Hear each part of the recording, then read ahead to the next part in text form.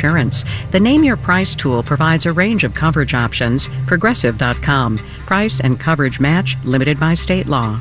I'm David Brancaccio in Los Angeles. California is suing the Trump administration over his sweeping tariffs. The state says the executive branch lacks the constitutional authority to enact them.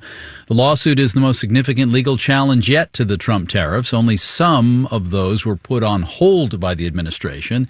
The tariff back and forth has knocked financial markets for several loops and increased talk of recession. Marketplace's Nova Safo is here with more.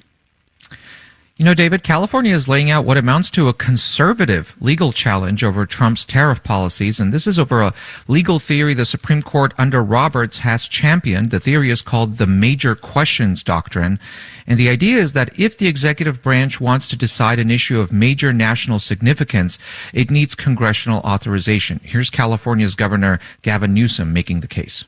I would just highlight just two of the specific examples the Supreme Court used as it relates to the Major Questions Doctrine on the issue of student loans under the Biden administration, on the Clean Power Plan under the Obama administration. If they are consistent, then this lawsuit is a lock. Because, he said, the tariffs impact the economy in California in such a profound way. I also heard the governor say that California is the biggest manufacturing state. Surprised me a little. Yeah, he did say that. He was talking about the value of output. He mentioned NVIDIA in Silicon Valley. So officials are trying to assert that they have standing to sue, and they are trying to highlight the major economic impacts of the tariffs, something that again goes to proving the relevance of the Major Questions Doctrine. Now, while the state is asserting that this is a slam dunk, as the governor said, the White House says it believes it is on solid ground on the basis that the tariffs are dealing with a national emergency. And that's something Congress has authorized, according to the White House. Now, that's an interpretation that courts will have to resolve as well, David. All right, Nova Safo, thank you. The chair of America's central bank, Jerome Powell, indicated yesterday he's in wait-and-see mode after responding to the effect of tariffs with higher or lower interest rates. He's not at the moment. The European Central Bank today lowered Europe's cost of borrowing to compensate for what many Europeans see as erratic U.S. trade policy. Market screens here. NASDAQ futures are up 0.8%. Dow futures down a lot, 1.1%. Marketplace Morning Report is supported by Amazon Business, dedicated to helping businesses save time on office tasks and empower leaders with business buying solutions that support teams to focus on growing the business.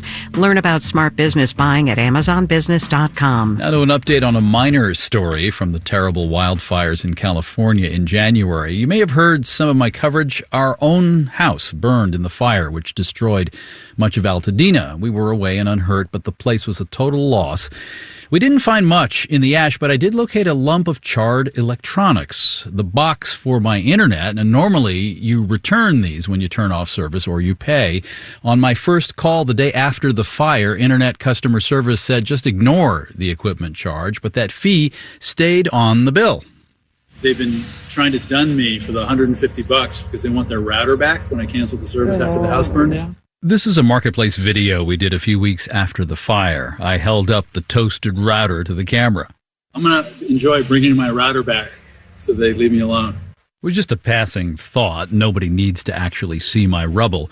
But the charge was unwelcome at a time I'd not seen any fire insurance money, and Marketplace listeners were writing in asking how it was going with my router. So I kept at it. It has been an adventure. Call number 2, the rep said she'd put router burned in wildfire in my account. By the end of January, an AT&T salesman came over when I was putting internet into our new rental place. That $150 charge was still there. He said he'd take it to his supervisor. But about 6 weeks later, a final notice came in the mail. Time to go bricks and mortar. I'm going to go in the AT&T store in Los Angeles and see if I can get some satisfaction. I'll let you know how it goes.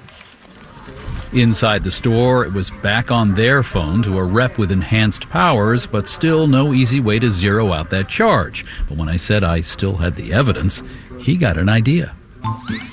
The plan was elaborate. Find a UPS or FedEx place, and it was really happening. Send in my briquette.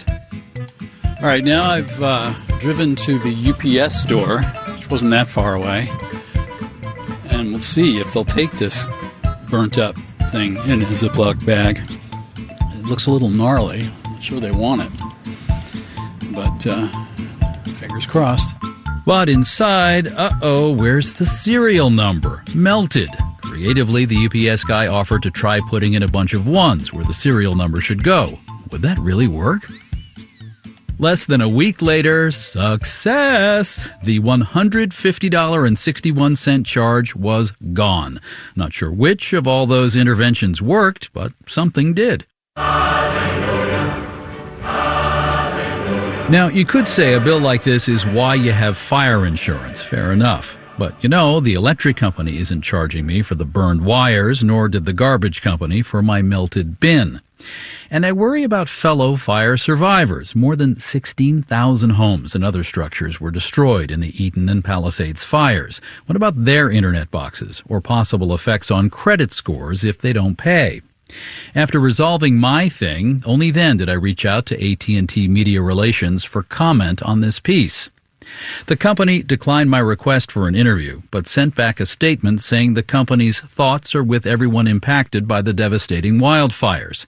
The statement did, at least, clarify their policy. Quote, customers are not expected to return equipment destroyed in the fires or pay out of pocket for damaged equipment. We apologize for any miscommunication implying otherwise. To those who also find themselves enrolled in the Fellowship of Lost Routers, there's that statement. The company does not intend to charge. It's also my hope this gets the word out to customer service so they'll know what to do when others check in. Competitor Spectrum also promises not to charge for equipment damaged in a wildfire. Links and a photo of the sad router are at marketplace.org. And a new Marketplace video has just been posted as U.S. Army contractors backhoe my place down to the dirt, with more teachable moments from the fire, now streaming from TikTok, YouTube, Facebook, Threads, LinkedIn, and Blue Sky. In Los Angeles, I'm David Brancaccio. It's the Marketplace Morning Report. From APM, American Public Media. Support for WNYC comes from